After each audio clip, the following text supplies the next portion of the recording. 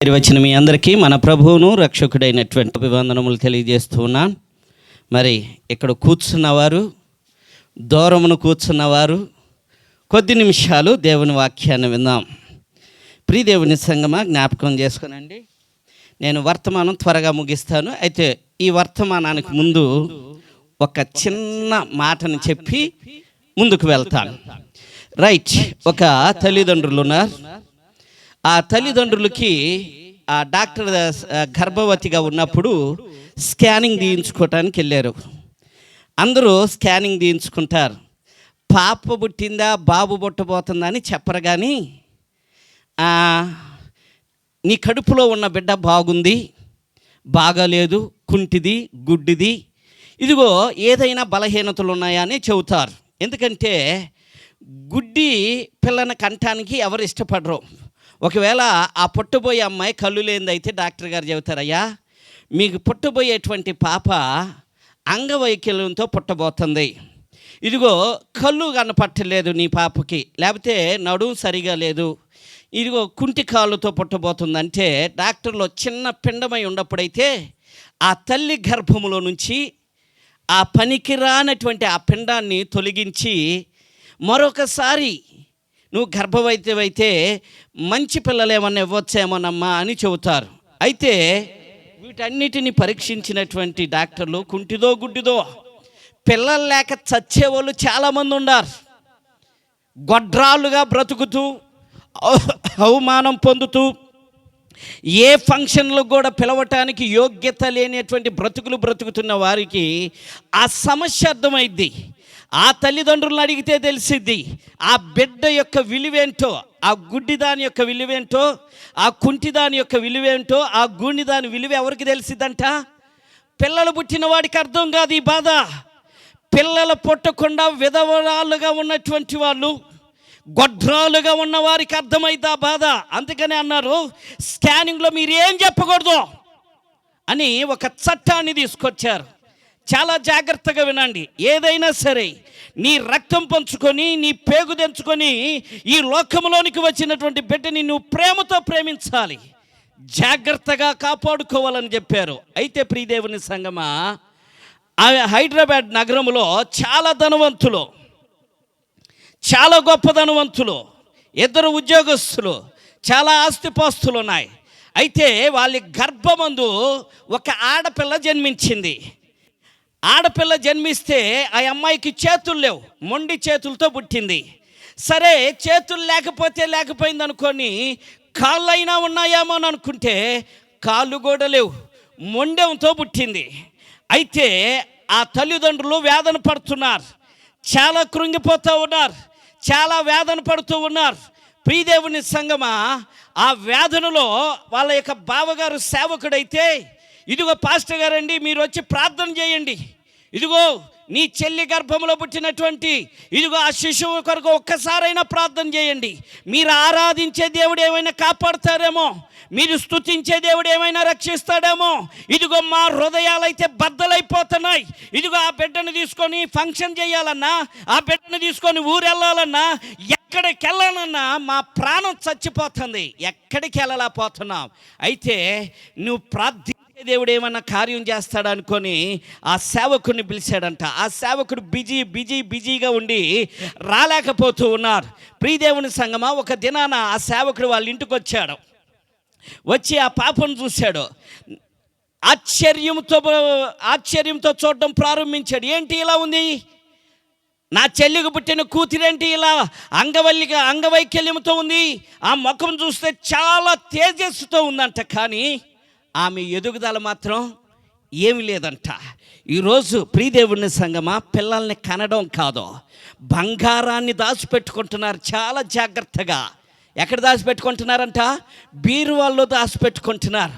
రోజు అమ్మో నా భర్త తాగుబోతు కదా, ఈ బంగారాన్ని తీసుకెళ్ళి ఏమైనా తాకట్టు పెడతాడేమో, పాడు చేస్తాడేమోనని రోజు ఆ బంగారాన్ని చెక్ చేసుకుంటున్నాం, జాగ్రత్తగా కనిపెడుతున్నాము. కానీ నీ కడుపును పుట్టిన ఆడబిడ్డ పెద్దగా శరీరం ముందు ఎదుగుతున్నప్పుడు వారిని గమనిస్తూ ఉండాలంట.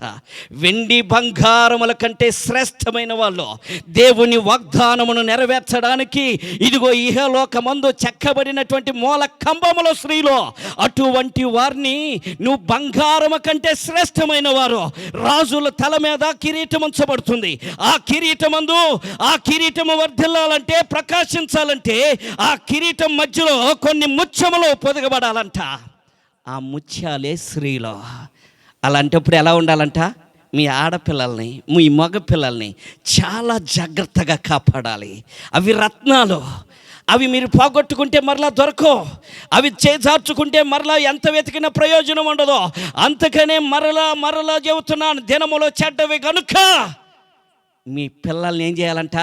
వెండి బంగారముల కంటే కూడా, రత్నరాసుల కంటే కూడా చాలా జాగ్రత్తగా నువ్వు సంపాదించినటువంటి వెండి బంగారాలు పోతే మరలా సంపాదించుకోవచ్చు, మరలా దక్కించుకోవచ్చు. కానీ నీ బిడ్డల జీవితంలో ఏ చిన్న రిమార్క్ వచ్చినా, ఏ బలహీనత వచ్చినా మరలా దాన్ని సంపాదించుకోవాలి. Okay, right. వర్తమానంలోనికి వెళ్దాం. ప్రియదేవుని సంగమా, సామెతల గ్రంథము 28వ అధ్యాయం 13వ వచనం. త్వరగా సామెతల గ్రంథము 28వ అధ్యాయం 13వ వచనం.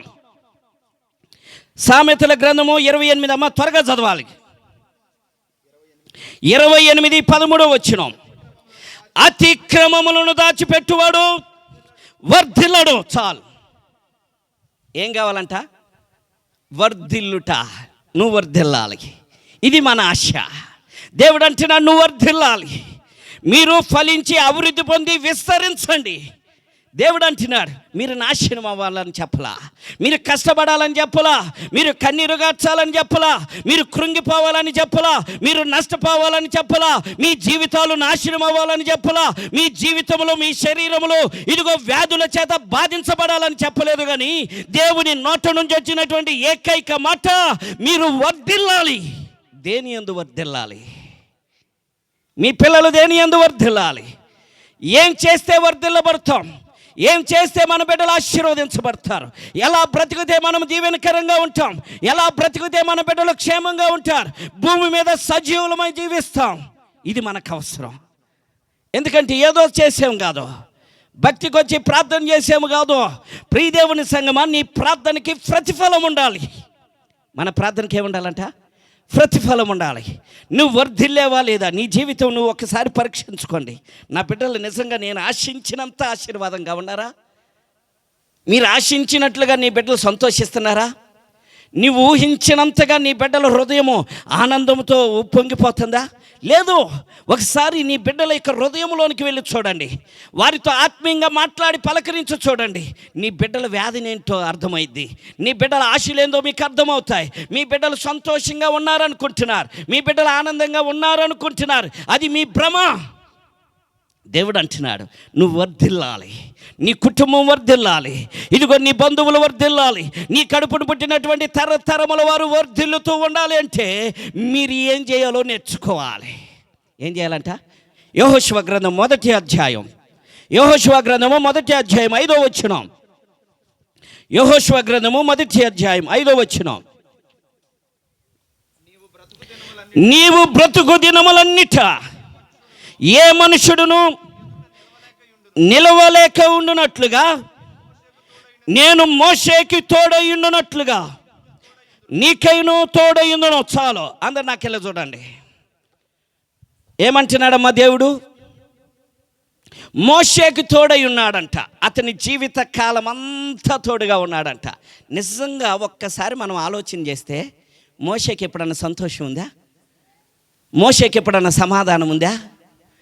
మోషే జీవితంలో ఆనందించిన గడియలు ఏమన్నా ఉన్నాయా?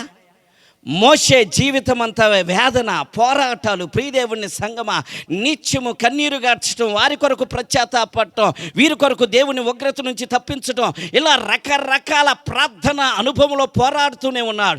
అటువంటి మోషేని తీసుకొచ్చి యెహోషువకి పరిచయం చేస్తున్నాడు. ఇదిగో నీ సేవకుడు, నీ యజమానుడైనటువంటి మోషేని ఒకసారి గమనించావా? అతని దినముల అన్నిట నేను అతనికి తోడై ఉన్నట్లుగా తోడై ఉండాలంటే నువ్వేం చేయాలంట? మోషే వర్ధిల్లాడంట. మోషే ఏం చేశాడమ్మా? వర్ధిల్లాడు, నానాటికి వర్ధిల్లాడంట. అదేందయ్యా, ఇప్పుడే కదా, నువ్వే కదా శ్రమ పడ్డాడన్నావు, నువ్వే కదా దూషించబడ్డాడన్నావు, నువ్వే కదా కన్నీరు గార్చారని చెప్పావు, ఇదిగో నువ్వే కదా అతని జీవితం అంతా పోరాటాలని చెప్పావు. మరి అతని జీవితంలో వర్ధిల్లుట అనేటువంటి పదం ఎక్కడ దొరికింది? అతడు ఏ రోజు సంతోషించలేదన్నావు కదా. అయితే ప్రియదేవుని సంగమా, మరణమునకు దగ్గరగా ఉన్నప్పుడు, మరణానికి సమీపిస్తూ ఉన్నప్పుడు అతను ఇశ్రాయేలీయులు 12 గోత్రపు పెద్దలను పిలిచి అంటున్నాడు, ఇదిగో ఇప్పుడు నన్ను చూసారా, నా సంవత్సరములు 120 సంవత్సరముల వయసు కలిగిన వాడినై ఉన్నాను, కానీ 40 సంవత్సరాల వయసులో నేను ఏ విధంగా బలవంతుడినై ఉన్నానో. ఏ సంవత్సరాల గురించి చెబుతున్నాడంట? యవ్వన ప్రాయం, సంతోషం గురించి మాట్లాడుతున్నాడు. యవ్వన ప్రాయములో అతని ఆనందాన్ని గురించి వర్ణిస్తున్నాడు. ఎవరితో తెలుసా? నేటి క్రైస్తవ తరంతో మాట్లాడుతున్నాడు. ఆనాడు 12 మంది గోత్ర పెద్దలతో మాట్లాడినటువంటి మోషే ఈరోజు మనతో మాట్లాడుతున్నాడు. మీ బ్రతుకులు ఎలా ఉన్నాయి? మీ జీవితాలు ఎలా ఉన్నాయి? మీ జీవితాలు ఎలా ఉన్నాయో తెలుసా? కష్టము, దుఃఖము. నువ్వు చిన్న పిల్లవాడివి అయినా నీకు కష్టాలే, నువ్వు చిన్న వయసునిది అయినా వేదనలే, ఇదిగో నీ బ్రతుకు చిన్నది అయినా దుఃఖమే. కారణం ఏందో తెలుసా?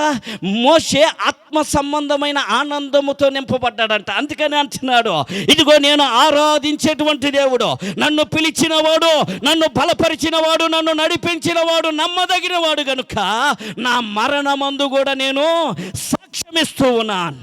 ఏమంటే 40 సంవత్సరాల వయసులో నేను ఏ తేజస్సు కలిగి ఉన్నానో, ఏ బలము కలిగి ఉన్నానో, నేను ఆ వయసులో ఏ పనులైతే చేయగలిగానో, ఇప్పుడు కూడా దేవుడు అదే సమృద్ధిని, అదే ఆరోగ్యాన్ని, అదే మనసుని, అదే దారుఢ్యాన్ని దేవుడు నాకు ఇచ్చాడు. కారణం ఏందో తెలుసా?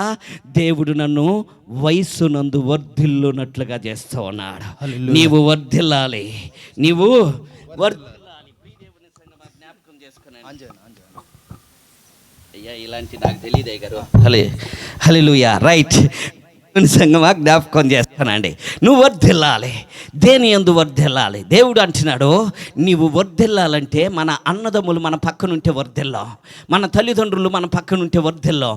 ప్రియదేవుని సంగమ ఎవరు ఉండాలో తెలుసా? నీ పక్కన నిన్ను సృష్టించిన సృష్టికర్త నీ కుడి పక్షమున ఉండాలి.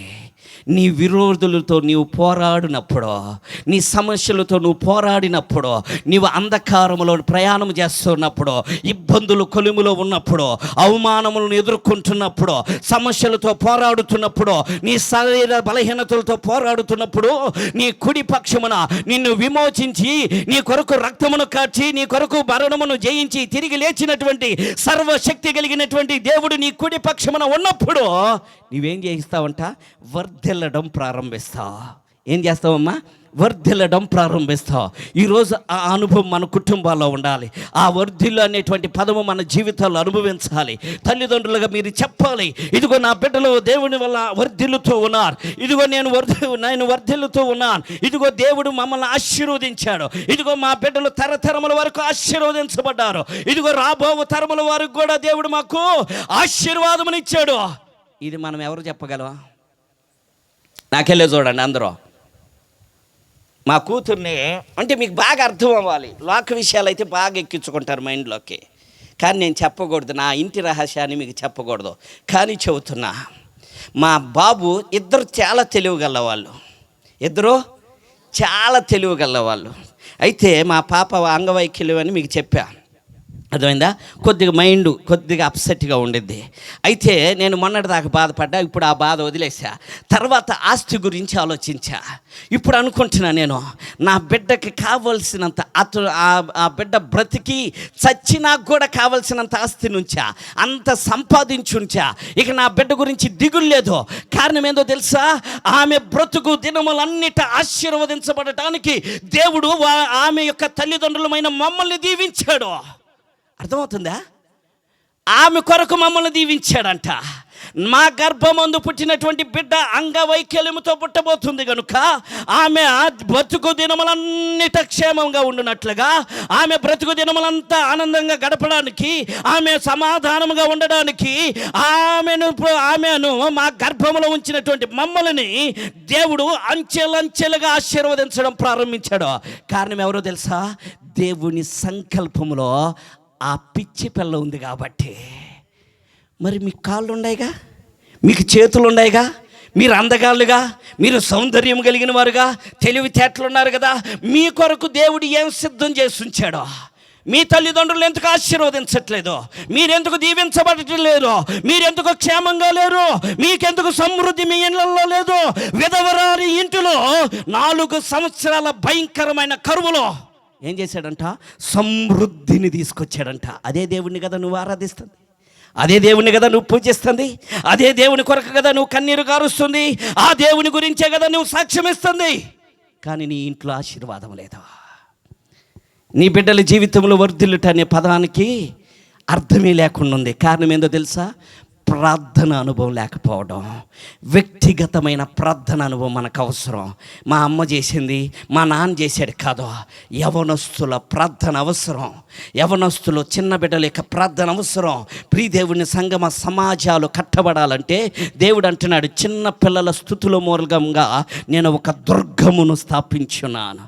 ఎవరు స్తుతిస్తేనంట? చిన్న పిల్లలు స్తుతిస్తే క్షేమకరమైనటువంటి దుర్గాన్ని స్థాపించాడంట దేవుడు. ప్రమాదం రాకుండా ఊరిలోనికి, విపత్తులు రాకుండా, ఇదిగో తెగుళ్ళు రాకుండా దేవుడు ఏం చేశాడంట? ఒక దుర్గాన్ని స్థాపించాడంట. మరి మీరు ప్రార్థిస్తే ఏం స్థాపించాడు దేవుడు?